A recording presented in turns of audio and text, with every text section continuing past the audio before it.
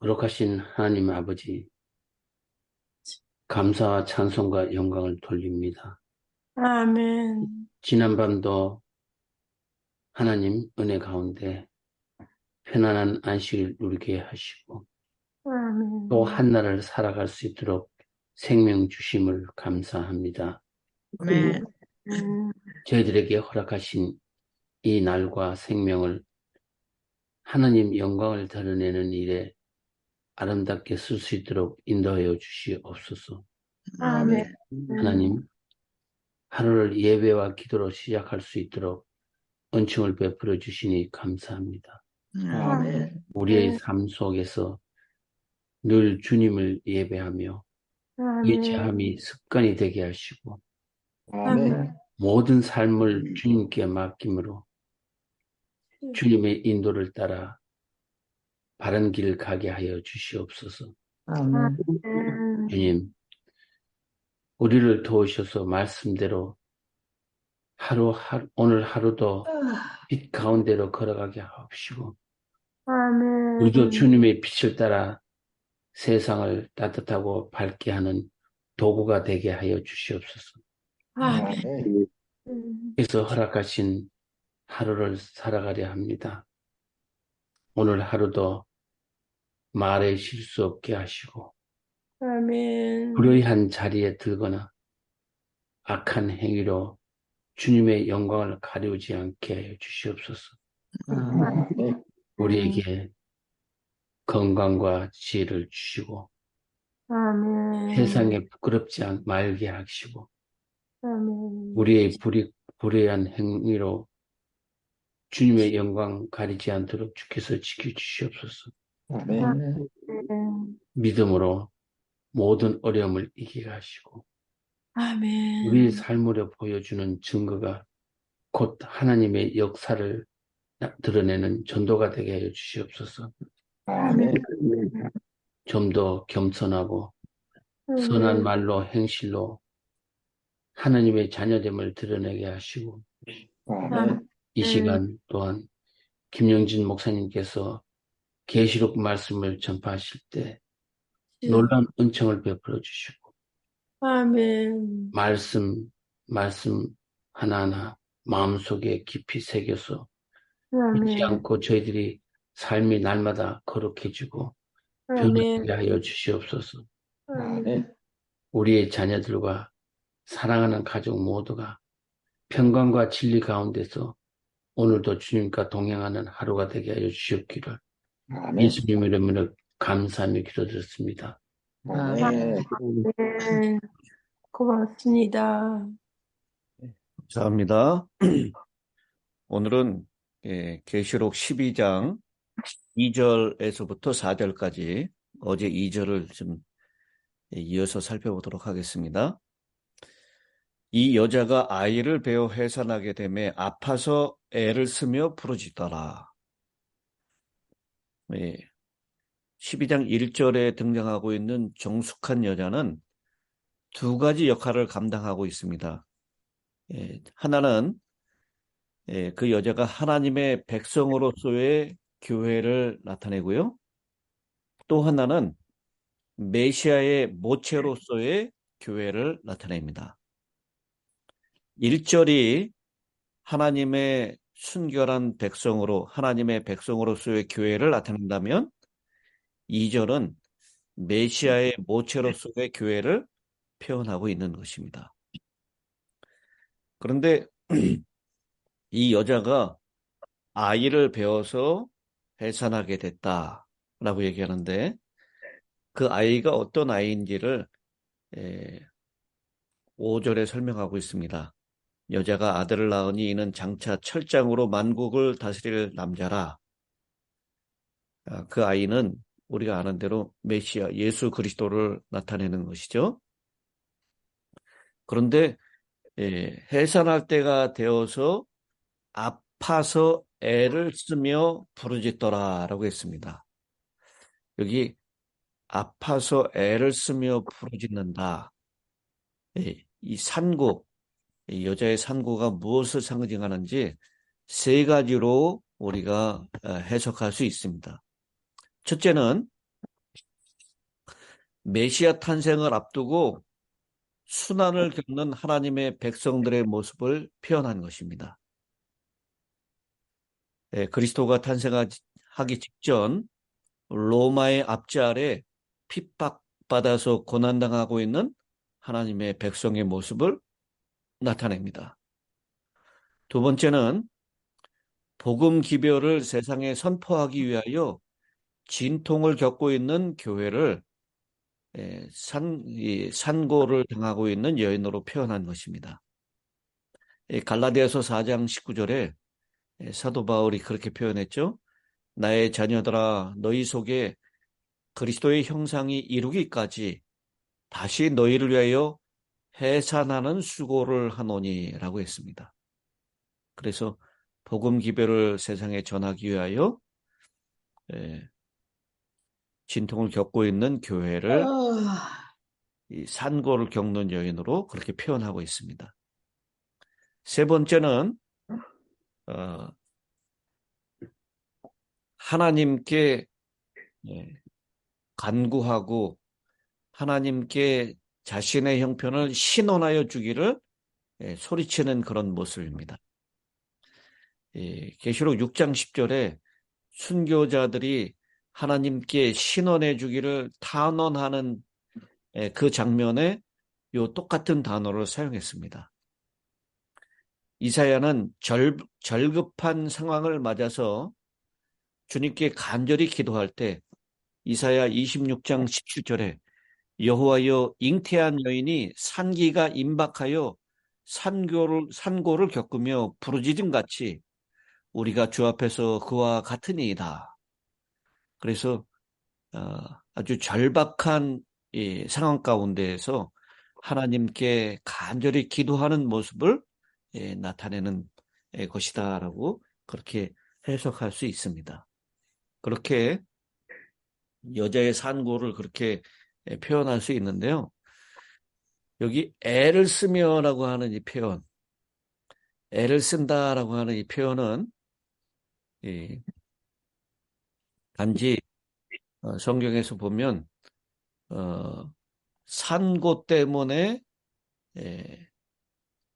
여인이 산통을 느끼면서 그런 아픔을 표현하는 데는 한 번도 사용된 적이 없습니다. 형벌과 시련과 박해 등과 관련된 고통을 묘사하는데 이 단어가 사용됐어요. 그러니까 이 여자가 단지 산통 때문에 애를 쓰는 것이 아니라 이 여자의 지금 애쓰면서 부르짖는 이 모습은 당시의 악의 세력에 의한 고통, 하나님에 의해 허락되어지는 고통과 관련되어서 애를 쓰는 것이다라는 것을 우리가 알게 됩니다. 그래서 이걸 문자적으로 해석하면 3절에 등장하는 붉은 용, 그 용은 12장 9절에 표현되고 있죠. 큰 용이 내어 쫓기니 옛 뱀, 곧 마귀라고도 하고 사탄이라고도 하는 온 천하를 꿰는 자라. 그 붉은 용은 바로 사탄인 것을 알 수 있습니다. 근데 이 사탄에 의해서 고통당하고 핍박당하는, 그래서 그 정숙한 참 교회가 애를 쓰며 하나님께 부르짖는 장면을 묘사하고 있는 것입니다. 실제적으로 예수님께서 탄생할 때 헤롯에 의해서 예수님의 탄생을, 예수님을 제거하려고 하는 시도가 있었죠. 동방에서 온 박사들이 이스라엘의 왕이 태어났다라고 하는 이 소식을 듣고 이 베들레헴에서 태어났었던 2살 이하의 모든 남아들을 다 죽였던 장면, 그것은 바로 바로 4절에 표현하고 있는 대로 그가 해산하면 그 아이를 삼키고자 했다라고 하는 표현과 같은 해석을 할 수가 있는 것입니다. 그리고 태어났을 때뿐만 아니라 예수님이 살아 생전에도 사탄은 유대 지도자를 통해서 그리고 로마 정부를 통해서 예수님을 끊임없이 제거하려고 하는 노력을 했었습니다. 급기야는 로마 제국의 힘을 빌어서 유대인 지도자들의 충동을 따라서 예수님이 십자가에 달려 돌아가시는 장면이 바로 그 아이를 삼키고자 했다라고 하는 그 표현 가운데 있는 것입니다. 이것을 역사적으로 더 거슬러 올라간다면요, 페르시아 제국 때 하만에 의해서 유대인들이 다 멸절될 위기를 당하게 되죠. 그때 이 유대인들을 씨를 남기지 않고 다 죽이려고 했던 시도는 바로 이 유대인들을 통해서 이 땅에 오게 될 메시아를 없애려고 하는 시도였습니다. 그래서 페르시아 제국에서 있었던 예수님을 유대인들을 다 제거하려고 했었던 그 사건은 바로 그 여자가 해산하면 그 아이를 삼키고자 했다라고 했던 그 시도와 맥을 같이 하는 사건이다라고 우리가 볼 수도 있는 것입니다. 이렇게 이 붉은 용이 등장하는데요. 요한은 그 용의 활동, 짐승의 모습을 표현하면서 그 행동, 활동을 소개하기 전에 그 표현, 1절에도 그 여자의 행동을 표현하기 전에 여자의 모습을 묘사한 것처럼 3절에도 용의 모습을 먼저 묘사하고 있습니다. 하늘에 또 다른 이적이 보이니 보라, 한 큰 붉은 용이 있어.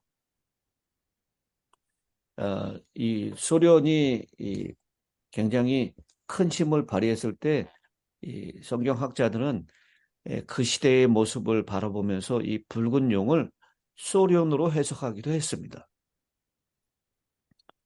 그러나 이 붉은 용은 여기서 표현하고 있는 것처럼 머리가 7이요, 뿔이 10이라. 그 여러 머리에 7 왕관이 있는데 그 꼬리가 하늘의 별 3분의 1을 끌어다가 땅에 던지더라. 이 7 머리를 가지고 있고 10뿔을 가지고 있고 왕관이 몇 개예요? 7머리. 네, 7 왕관이 있다라고 얘기를 하고 있습니다. 여기 이 용은 아까 말씀드린 대로 9절에 나오는 사탄인 것이 틀림없습니다. 근데 여기 큰 붉은 용으로 표현하고 있습니다. 크다라고 하는 것은 그 권세가 하늘에 미칠 만큼 강하다라고 하는 것, 그것을 의미하는 것이고요. 붉다라고 하는 것은 이 압제로 피를 흘리는 것을 상징하는 것입니다. 그래서 이 용의 붉은 색깔은 교회에 대한 잔혹한 핍박과 압제를 상징하는 것입니다.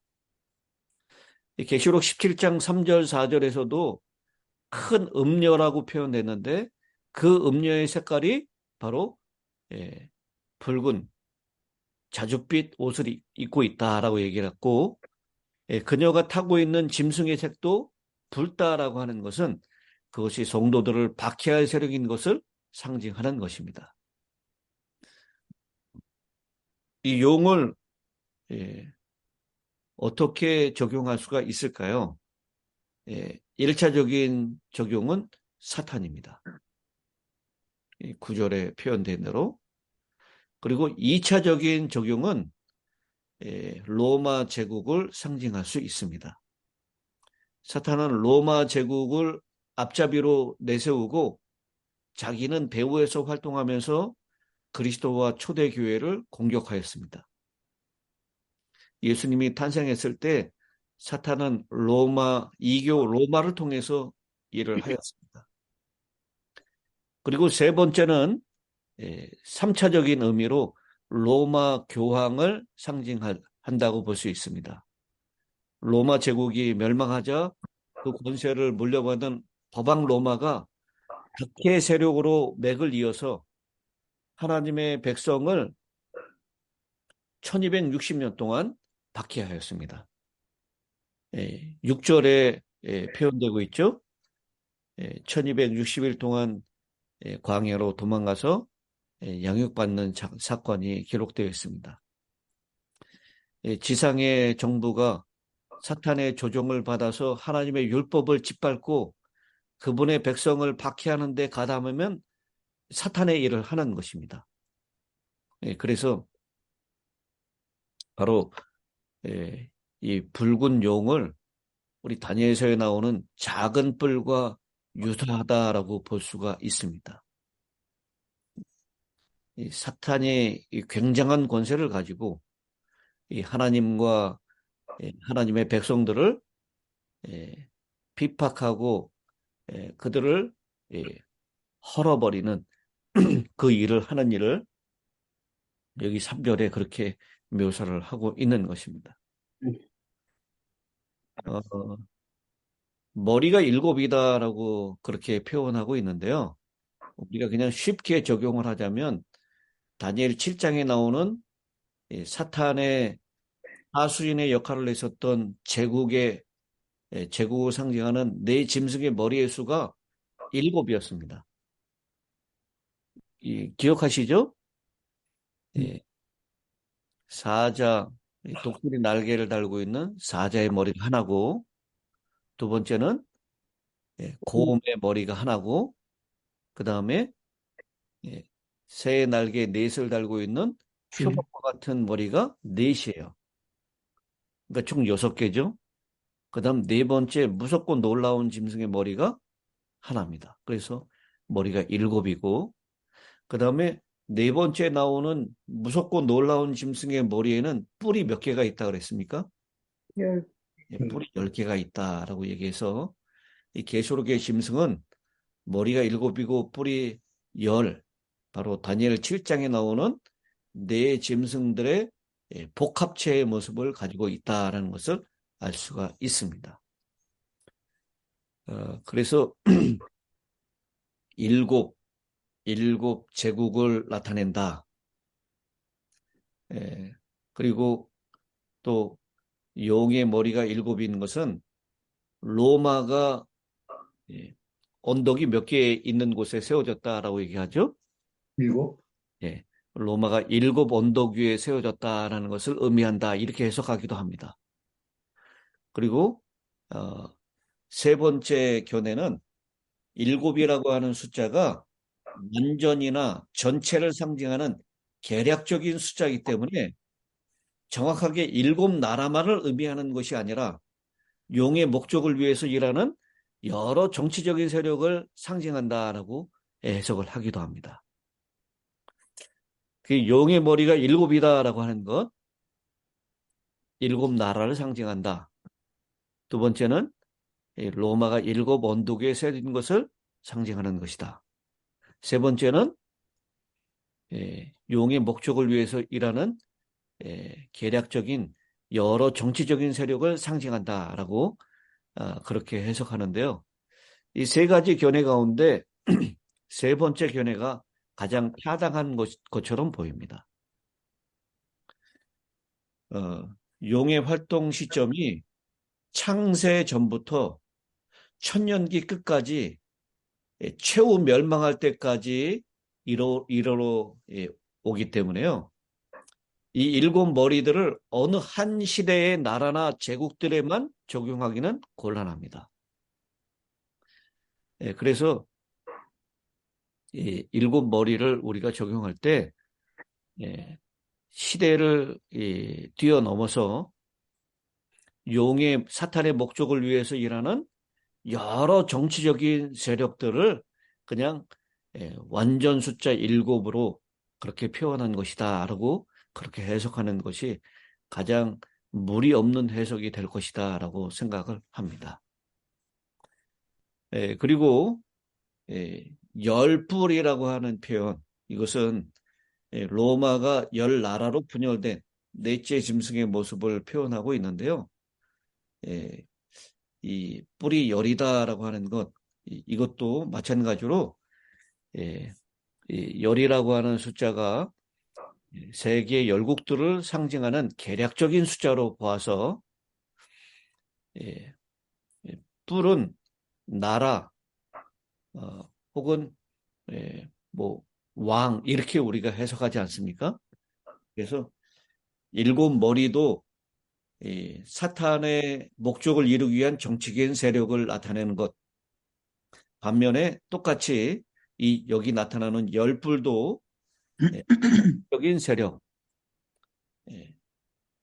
세계의 열국들을 상징하면서 사탄의 역할을 사탄의 목적을 이루기 위해서 사용되는 그런 정치적인 세력이다라고 그렇게 보는 것이 무리 없는 해석이다라고 볼 수가 있겠습니다. 이렇게 좀 폭넓게 적용하는 것을 우리 지금 한국 사람들은 별로 좋아하지 않는 것 같아요. 한국 사람들은 무엇인가 좀 더 정확하고 확실하게 적용하는 것을 원하잖아요. 그렇게 꼭 집어서 적용을 하면 시간이 지나면서 시대가 바뀌면서 그러면서 이 해석이 좀 적용하는 것이 무리가 있다라고 그렇게 될 때도 있습니다. 그러나 우리 한국 사람들이 좋아하는 해석대로 한다면 이것은 넷째 짐승의 로마와 이교 로마 그리고 법왕 로마에 적용할 수가 있겠다라고 그렇게 봅니다. 그러나 우리가 좀 더 크게 해석을 하자면 시대를 초월해서 창세 전부터 마지막 천년 세상이 망할 때까지 사탄의 수하에 있어서 사탄의 목적을 이루기 위한 정치적인 세력의 연합체다라고 그렇게 보는 것이 무리 없는 해석이다라고 볼 수가 있겠습니다. 4절의 해석입니다.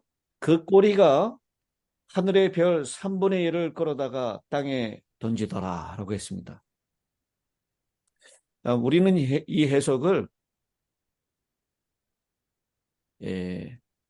다니엘서 8장 10절에서 우리가 찾아볼 수가 있겠습니다. 다니엘 8장 10절에 보면요.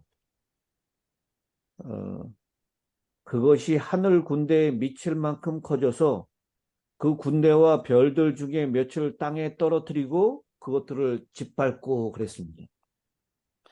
그 표현에서 요한이 차용해 온 것이 아닌가라고 생각을 합니다. 이것을 우리가 해석할 때 두 가지로 해석을 할 수가 있습니다. 한 가지 해석은 여러분들이 잘 알고 있죠? 이 사탄이 하늘의 천사들 3분의 1을 미혹하는 데 성공해서 그 타락한 천사들과 함께 땅으로 내어 쫓기는 장면이 거기 나와 있죠. 그래서 9절에 그가 땅으로 내어 쫓기니 그의 사자들도 그와 함께 내어 쫓기니라. 이 사건을 적용하는데 이 사건을 적용하는 것으로 해석할 수가 있습니다. 하늘 천사의 3분의 1을 타락시켜서 지구로 내어 쫓김을 당하는 것으로 묘사한다라고 하는 것이죠.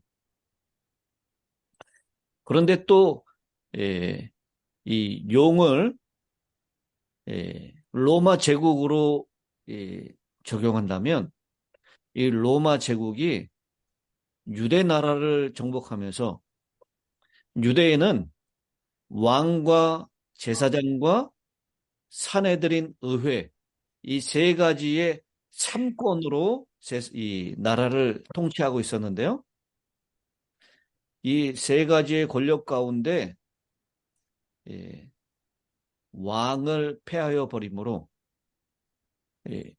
3분의 1을 끌어다가 땅에 던졌다라는 것으로 적용하기도 합니다. 그래서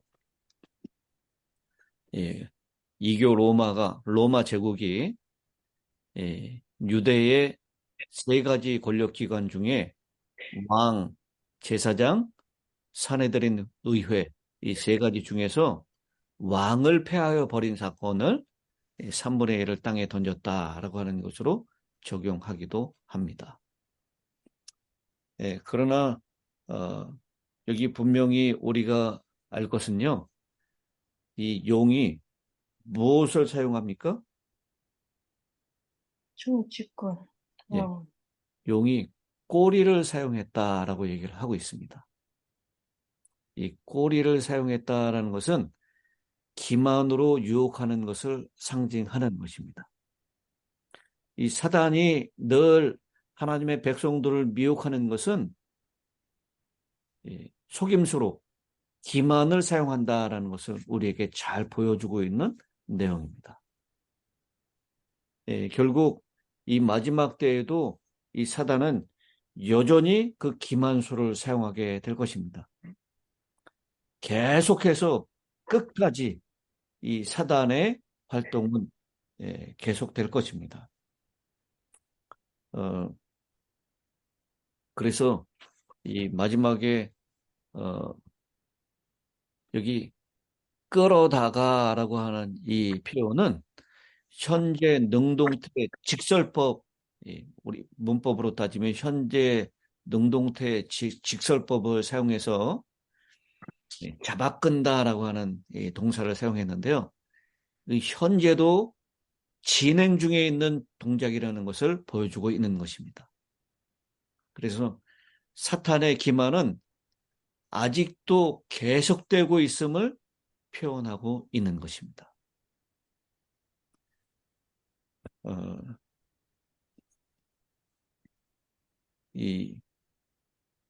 그 여자가 해산하려는 여자 앞에 해산하면 그 아이를 삼키고자 했다라고 했는데요. 예수님의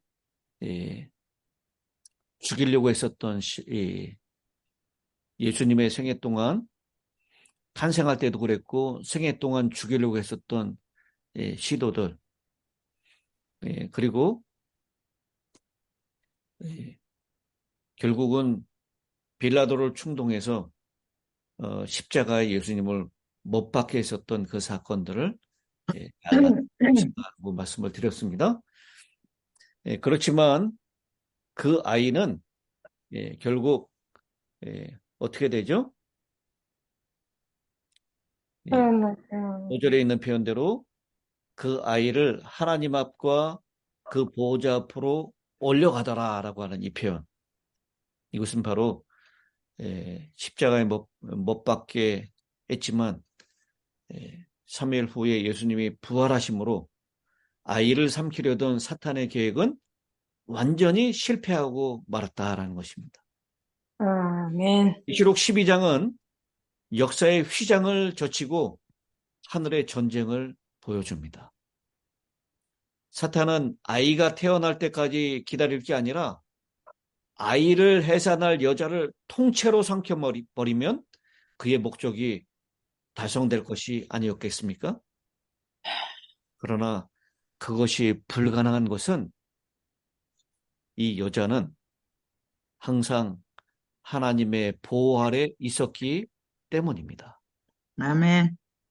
하나님은 하나님의 교회를 보호하시고요. 지금도 여전히 지켜주시고 계십니다. 인간의 계획과 인간의 뜻에 의해서 이 교회가 보존되는 것이 아니라 하나님께서 지키시고 계신다라는 것입니다. 아멘. 오늘 이 계시록 12장 4절까지 있는 말씀을 살펴보았습니다. 우리 마지막 기도를 김선희 집사님께서 해주시겠습니다. 하늘에 계신, 들리죠? 예, 하늘에 계신 아버지 하나님, 정말 감사합니다.